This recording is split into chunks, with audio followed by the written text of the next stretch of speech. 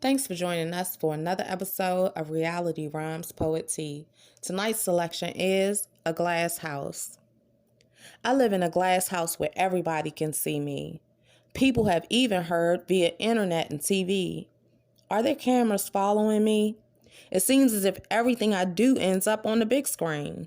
No, I'm not perfect, nor do I claim to be. Every day I wake up determined to be a better me. My day starts just like yours with the basics, waking up, brushing teeth, and selecting the best clothes to fit in the matrix. People can be so superficial. One day they like you, the next they don't, distracted with their own issues.